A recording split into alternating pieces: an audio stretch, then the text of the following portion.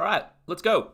G'day guys, welcome once again to the tripod. Obviously, as you know from last week, it's just going to be me today.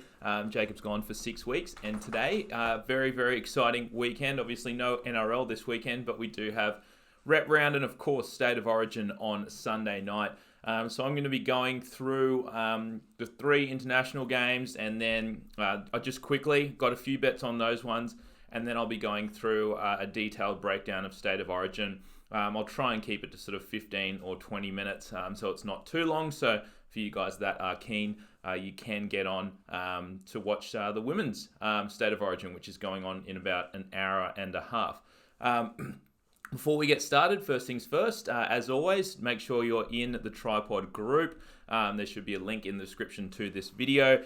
Make sure you're in the Tripod app. I will be posting all of the tips that I give out tonight, as well as all the tips that I find tomorrow morning in the Tripod app. And that's going to be a little bit earlier than usual, probably be about 8 or 9 a.m. tomorrow morning, because I am off to a party tomorrow where we're actually going axe throwing. So don't know if I'll make it back from that one alive. Never done that shit in my life, but sounds like a bit of fun, so should be all right. First of all, a couple of shout outs. Shout out first of all to Jason Campbell in the Tripod app.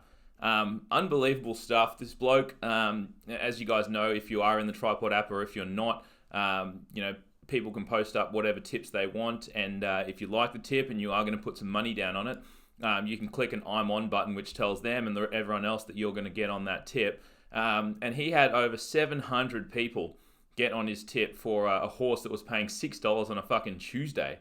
And so we had a shitload of people on that. Over 700 people got on that tip, and it flies from last on the final turn to get up just by a nose. So we probably cost Bet365, that app alone, we probably cost them, maybe $250,000, $500,000, depending on how many people, how much people were actually putting on that. Because by the end of it all, there probably was, 500 or 1,000 people on that tip. So that is very solid. I see him in the comments. Good stuff, mate.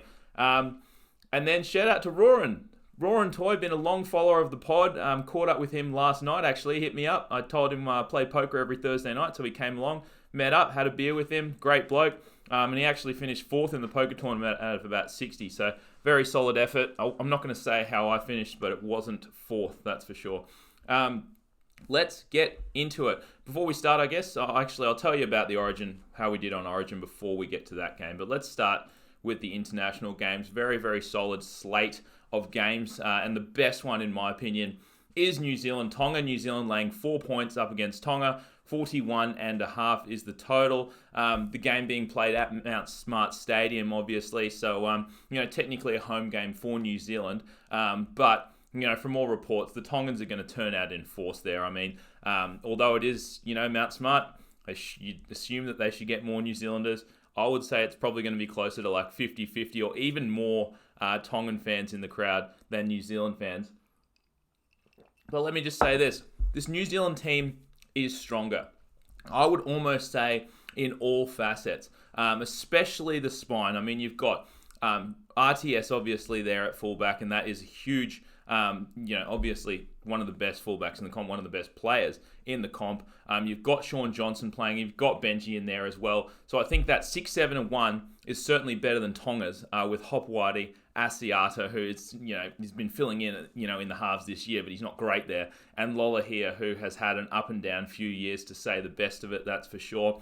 And I think that the New Zealand forwards are better, especially now that Fafita's been ruled out. Obviously, they've still got Taumalola, they've still got TPJ, they've still got Taukei'aho, but I still do give the edge to the New Zealand forward pack, and I do think they can get the job done here, especially given the fact that they do have revenge from a couple of years ago in the World Cup where they did lose to Tonga, and that's the last time these two teams have played. So New Zealand will be up for this one, and I'm going to take 4 bets on them at this point.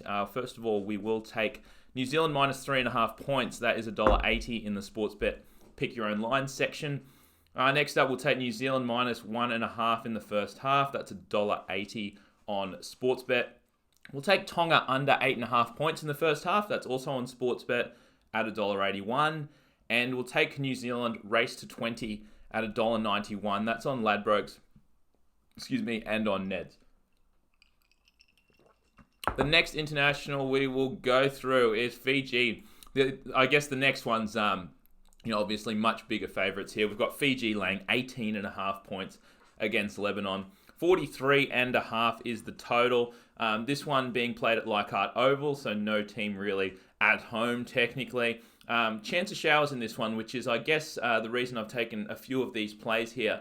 Both of the next games that I'm talking about, this one and the Samoan game, are both being played at Leichhardt. Meant to rain there from about 4 p.m. onwards and just get heavier throughout the night. So obviously, chance of rain for this one and most likely. And then for the late game, it's almost definitely going to be raining. I guess the big news out of this one was Lebanon nearly didn't even play this game. All the players, a few of the players were planning on boycotting, and it is a long story that I won't go through on the pod. But glad to see that they finally came to an agreement there and will be playing the game. In terms of the lineup, I mean, let's be real here. Fiji is the much better team. You've got, gun outside backs like Micah Sivo, Vunivalu. You've got beasts like Kikau and even like Corbin Sims in the lineup.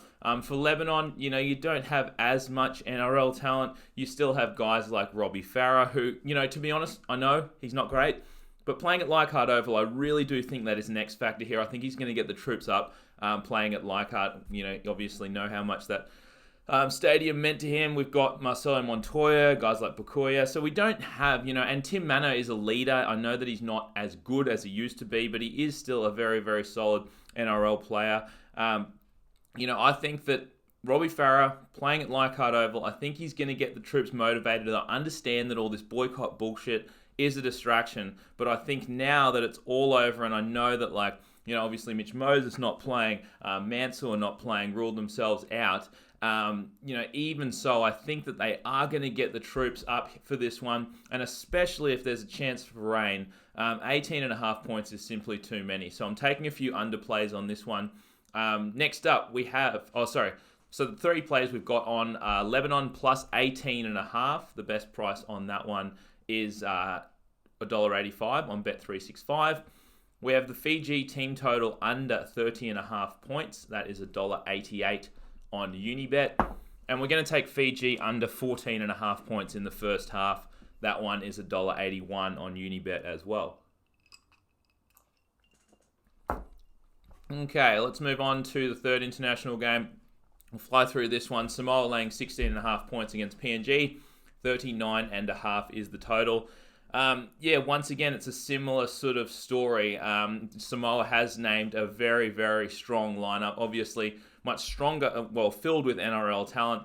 Whereas PNG, not quite so. But that's understandable. I mean, they don't have players that are playing in the NRL, but they've been playing in the Intrust Super Cup for a number of years now. So what they lack in NRL talent, they probably make up for in, cohesion and chemistry and all that sort of thing. And that PNG are going to absolutely put in. But like I was saying with the last one, weather is a factor here. You can see that, this total probably should be similar to the earlier game, but I think it has adjusted just because of the weather factor. And the under 40.5 that we're taking at $1.88 on Ladbrokes and Neds is the only available 40.5 in the marketplace. Everywhere else has gone to 39.5. Especially a late game, it's going to be raining, it's going to be cold. I'd love that under 40.5, especially when you have pretty much 2 average kickers on both teams. And especially because I get that PNG doesn't have that much talent, and I understand that they have more cohesion and all that sort of stuff, and people will say that'll help them in attack, but it also helps in defense as well. I think sliding and playing with each other week in, week out certainly helps. The only reason that I haven't taken PNG here, I guess, is just the fact that they have won their last 3 international games, and Samoa has lost their last 3, so they are going to come in hungry as fuck in this one.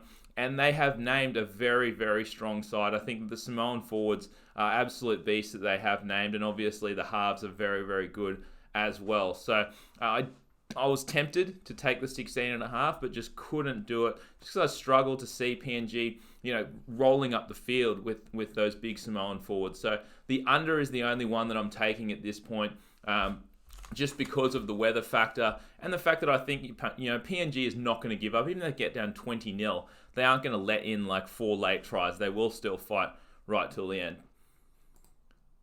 All right, let's do it. Origin, fuck yeah. All right, I'm so stoked about this Origin. Obviously, we crushed Origin 1. We had 5 best bets. We won 4 out of those 5 and were unlucky, to be honest, not to go 5-0. We had 3 value plays, I think, all paying $3 or higher. I think we had 3 value plays all playing $3 or higher. We won 2 out of those 3. And of course, we cashed a $8 Pointsbet same game multi, or name a bet, or whatever the fuck you call it. So we cashed that one. A lot of people got on that. I'm sure we would have cost them a shitload of money. That was obviously when we were on Queensland in game 1. I have made another name a bet for game 2. I will be posting it up in the app, in the group, straight after I get off the pod. That one's actually paying $8.50, and I absolutely love it. All right, first things first, we also have a couple of things going on for Origin. Not only have I made that Pointsbet, that exclusive tripod Pointsbet name a bet, which I'll post up after this pod. But we've also got a Sports Champ comp going on. There's a link in the description to this video if you want to join. It's $10 to join. If you have Sports Champs, great. If you don't, there's a link there. $10 to join, $2,500 guarantee. Plus, if you win, hit me up and we will shoot you a tripod t-shirt and a jumper. Pretty good, pretty nice. You can have 2 of our fucking ugly faces walking around with you to make your face look a little bit better. That's for sure. So, all right, let's get to it. Queensland, Pick'em against New South Wales with a total of 32 points. Obviously, this game being played over in Perth. Great stadium from all accounts over there. Tell you what, I cannot remember a time where there has been more negative energy from the public and the media surrounding a team selection than this New South Wales team for Game 2. I cannot remember a time. Obviously, New South Wales lost Game 1 as favourites. We were all over Queensland. New South Wales has made a host of changes, some through injury and most not. But fuck me, I cannot remember a time when so many people have been just so down on a team and the selections forever. It boggles my mind. And why? I look at this team, and I'm going to spend a bit more time on New South Wales because obviously we know what we're going to get from Queensland. They've only made 2 changes through injury. They've kept the same team essentially, so I'm going to spend a bit more time on New South Wales because they have made a shitload of changes, 7 changes. So let's look at the changes, will we? So who have we got that's out of the team? Angus Crichton. Okay. No one's jumping up and down about that. And I certainly wouldn't be either. He hasn't had a great season. Yeah, sure, maybe he should have gotten picked, in the Origin team, but he hasn't been great this year. So Angus Crichton out, okay, who cares? Kodi Walker out. I said this in the preview to Game 1. Kodi Walker has been great for the Rabbits. Best player on the park throughout the entirety of the season. But his game, especially in the Origin arena, it's capped because in Origin, it's not expansive play. You're not spreading the ball. There's not as many holes in the defense. And it's just a grind of that sort of game. So Kodi Walker's game isn't suited as much to the Origin stadium as it is to regular footy. So, okay, Kodi Walker's out. Then you've got Clemmer out. Okay, I'll give you that. That is a big out. He is an absolute workhorse. But, they didn't have a choice in that one. Josh Morris out. I hear everyone jumping up and down. Oh, no, you've dropped Josh Morris.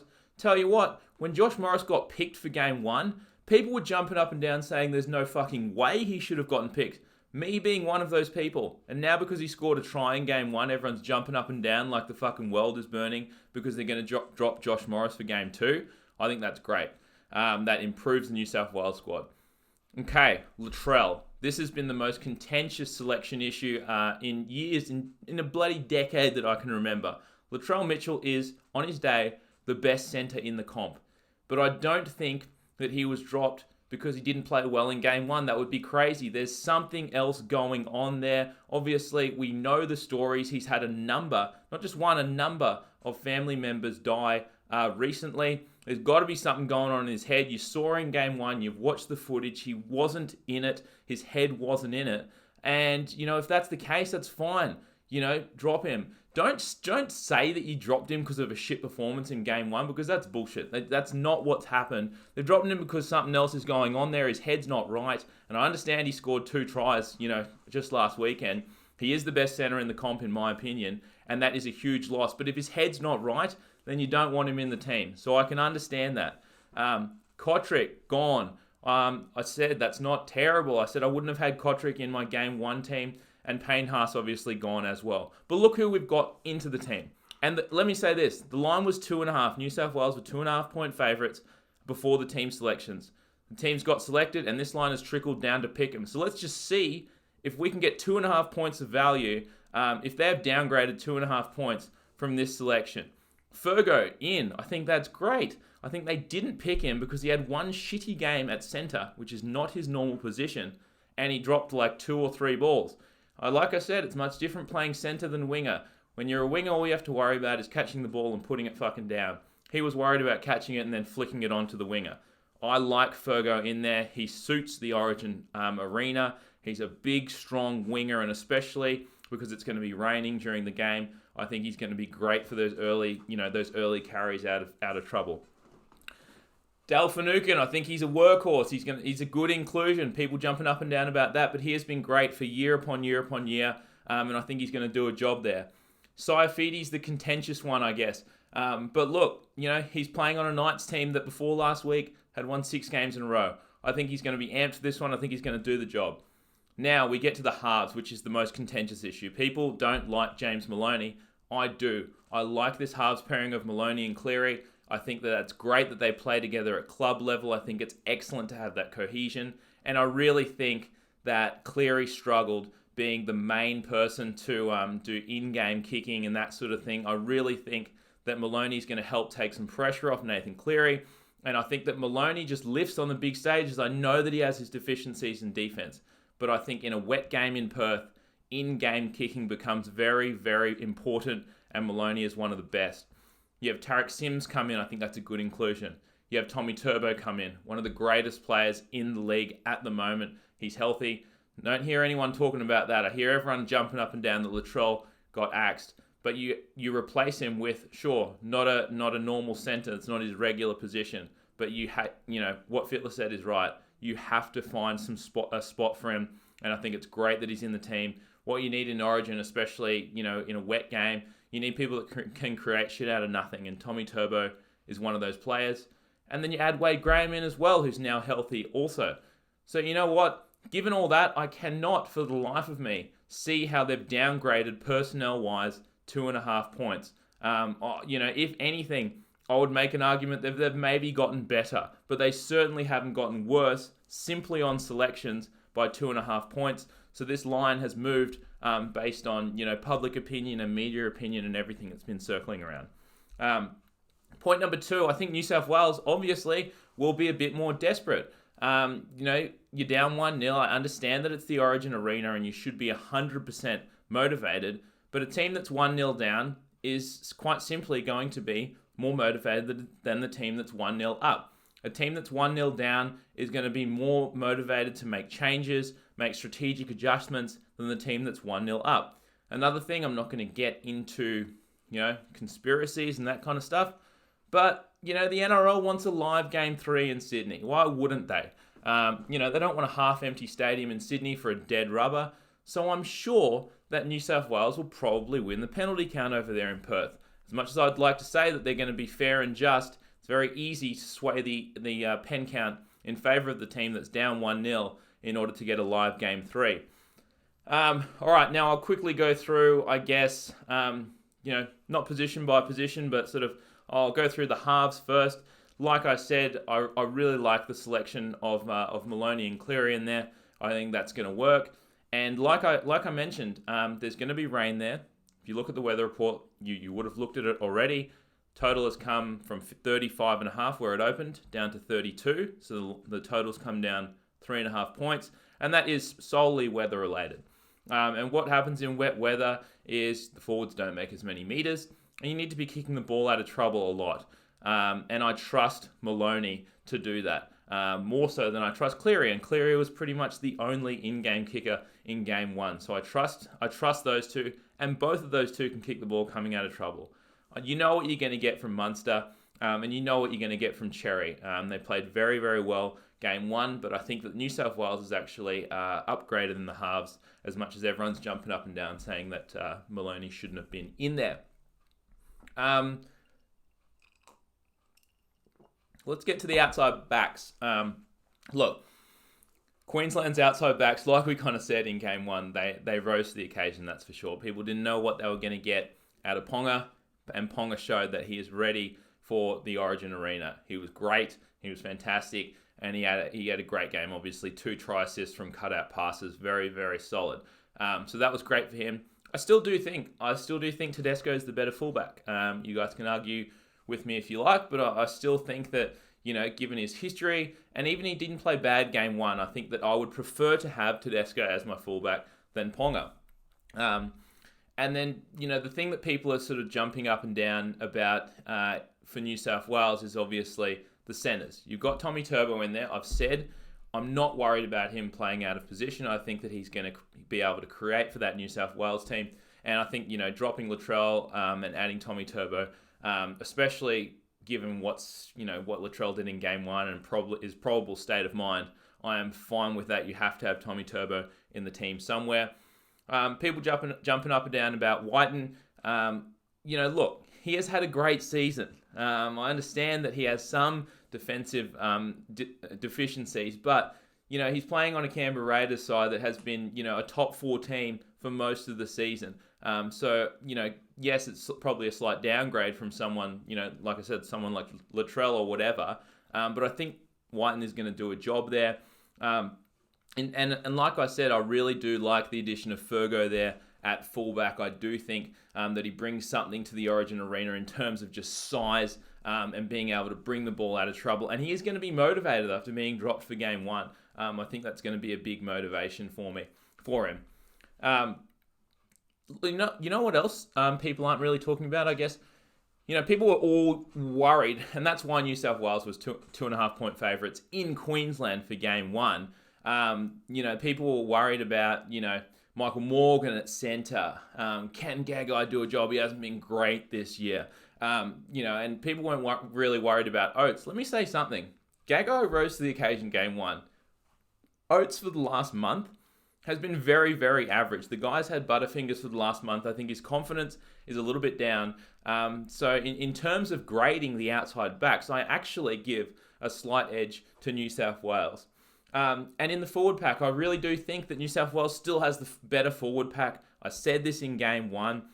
You've got dudes that have been there, done that. Boyd Cordner, Tyson Frizzell, and Jake Trbojevic, just absolute workhorses. And you know what? When you have a wet game, forwards matter. You need to be able to make 50 metres instead of 45, 40 metres, on your sets. And if you have the better forward pack, that's what you're going to do in the wet. And if you have the better in-game kickers, which I think that New South Wales has, then I think, they're going to be able to roll in. And I know that people have said, the wet, it's not going to change too much. But I really do think this favours the better forward pack. Whenever you have a wet game, you want to be betting on the team with the better forward pack. And let's not forget that Queensland's forward pack is not entirely healthy. I get that Napper's going to play, but he has a broken wrist.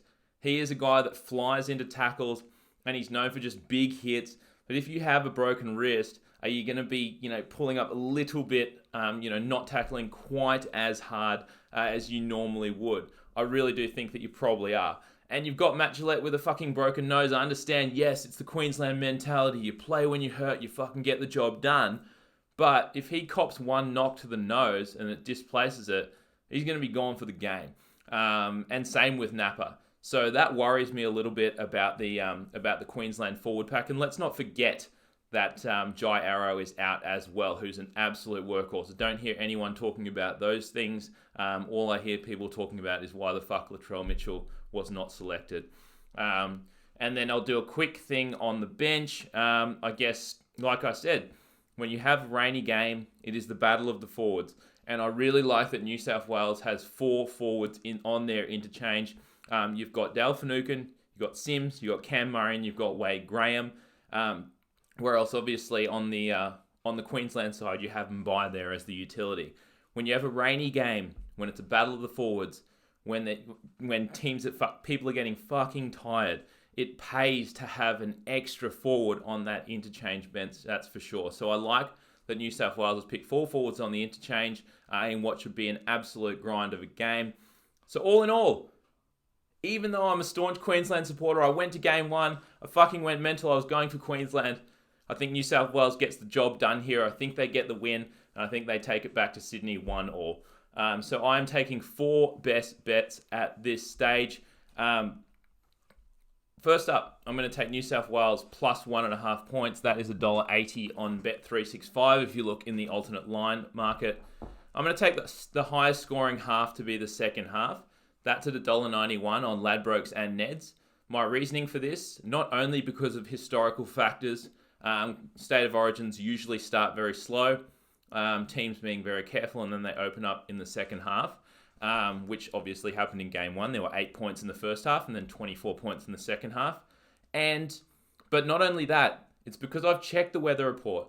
The rain is meant to go through till about 8:30, 8:30. So that means rain throughout the day, rain probably through, most of the first half, and then you should get, the rain stop in the second half, which certainly helps the second half to be higher scoring.